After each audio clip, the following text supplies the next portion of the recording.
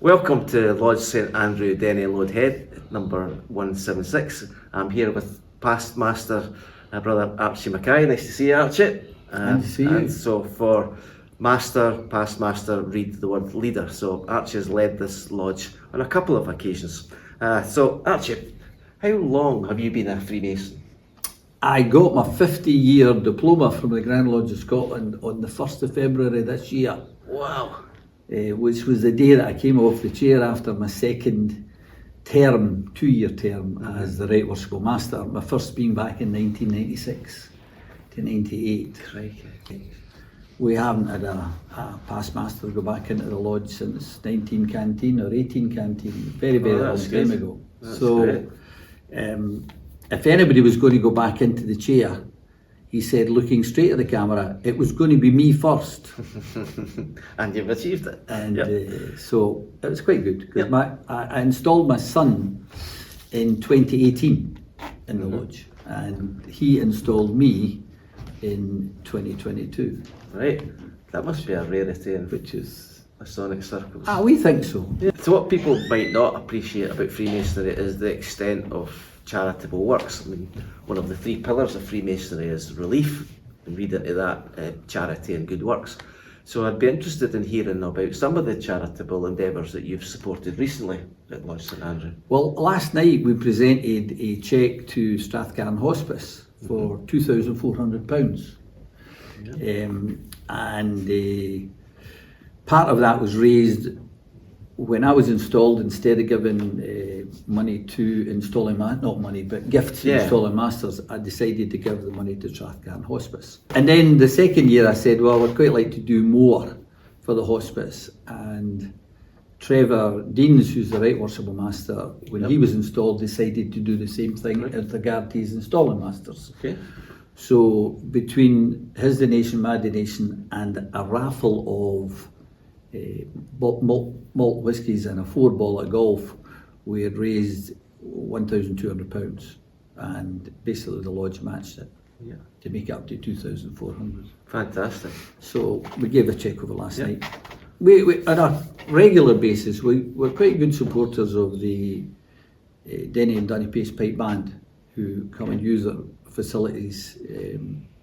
Now obviously people hiring the hall pay a fee, but we give at least 50% as a donation to the pipe band, which helps them enormously. Yep. We have a wee Irish dancing group that come in who are also giving support, and we have a large number of senior members and widows, and we provide them with an annual treat every year, and we also provide them with Christmas dinner, which was another thing that came out of the pandemic. Because during the pandemic we started delivering meals to our senior members, and it was so successful, but particularly the Christmas one, because many older people, particularly those living alone, they can't justify buying a £17 turkey and eating it for the next 12 months. You know? So they don't get proper Christmas dinner, so it was a rare treat.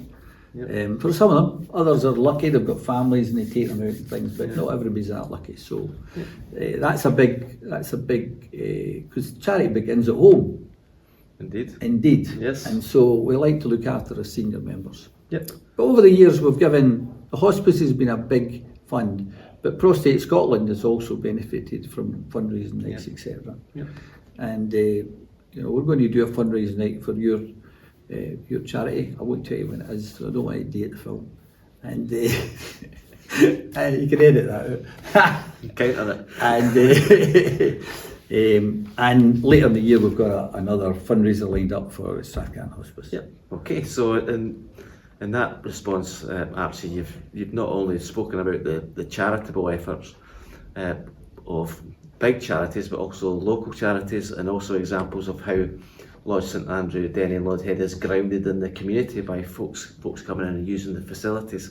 So for the folks watching, I'm wondering if there's something unique or very interesting about the lodge, its crest or the venue, or something that would be of unique interest that's 176 related. Well, the lodge dates back to 1790. And it started, like many lodges, meeting in people's houses. It used to meet in the Star Hotel, as it was, which is now called, I think, the First Down.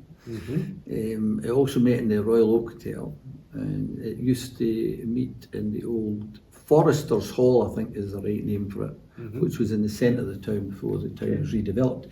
And these premises they moved to in the late 60s, and they were the former premises of the TA, surplus to requirement. Right. And through the town council, the borough council as it was at the time, they managed to negotiate these premises for the lodge to relocate to. Right. And then we decided it wasn't big enough, so this place every Saturday night was full. You had queues of people getting in. If you weren't in your seat by 7 o'clock, you didn't get in. Of course, the X Factor wasn't on, the football wasn't on, and Sky Television hadn't even started at that point, and people went out to have a drink as opposed to go to the local supermarket store and buy their wee refreshment. So different times, but we built a big extension upstairs, big lounge, and there was an older chap who shall remain nameless, who used to say to me, "You got to remember, you're no longer the master, and past masters have to stay involved because the wealth of knowledge and experience you pick up, and things in life, and if you've got a bit of nonsense about business, that's good. That's important that you use all the skills you've got within the lodge." Okay, so moving away from those practical things, to close off, what is it you love about being a Freemason, Archie? I love the companionship. Meetings are for men, and nights where men can meet other men socially and in a Masonic environment.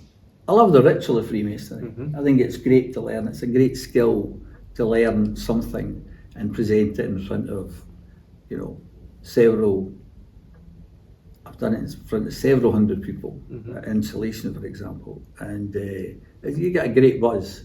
If you don't get a great buzz, it's not for you. So I enjoy it, and I've been a Mason a long time.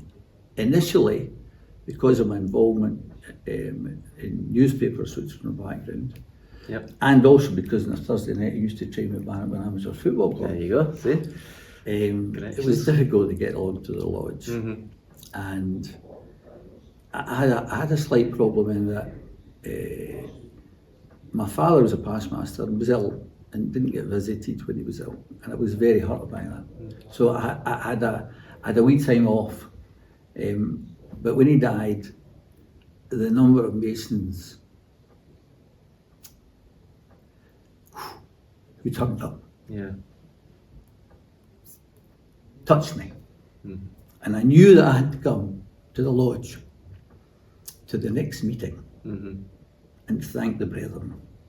And that night, the late past master Jack McIntosh, who was about to go into the chair, said to me, "Have you never thought of going into office?" And my father and I had discussed that possibility, and at that time I used to cover Denny Town Council meetings, Stirling Town Council meetings. They all met at night, didn't meet through the day. Local councillors, I think, were all volunteers at that time. I don't think they got paid. So they did a job and then went to council meetings at night. And so it just wasn't practical. But not long,